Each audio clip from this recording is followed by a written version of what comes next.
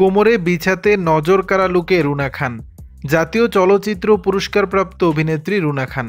সবসময় তিনি নিজেকে ভক্তদের মাঝে ভিন্নভাবে উপস্থাপন করে থাকেন।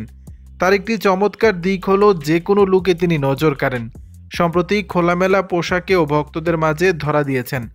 এবার কোমরের বিছাতে নজর কাড়া লুকে অনুরাগীদের মাঝে ঝড় তুলতে দেখা গেল এই অভিনেত্রীকে, যেখানে সাদা রঙের কোমরের বিছা পরে সামাজিক যোগাযোগ মাধ্যমে ভক্তদের মাঝে ছবি শেয়ার করেছেন, যেখানে ক্যাপশনে তিনি লিখেছেন, আমার বর গহনা বোঝে না, বিয়ের পর থেকে সবসময় বলে এসেছে আমার কোনো গহনা পরার দরকার নেই, আমাকে সবচেয়ে সুন্দর দেখায় তখন যখন আমি স্নান সেরে সুতি শাড়ি পরে চুল শুকিয়ে খোলা চুলে তাকিয়ে হাসি।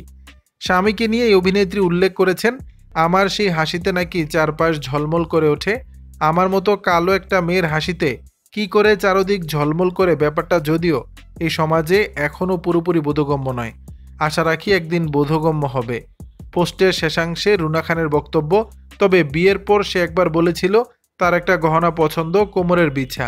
আমার তেমন পছন্দ না, মনেও ছিল না, কখনো পরাও হয়নি।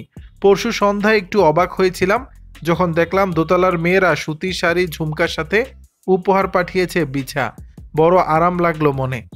নাসরিন নেহা নামে একজন কমেন্টে লিখেছেন, তুমি একটা আদর, ভাগের ভালোবাসাটুকু নিতে পারো খুব, দিতেও জানো ঢের বেশি।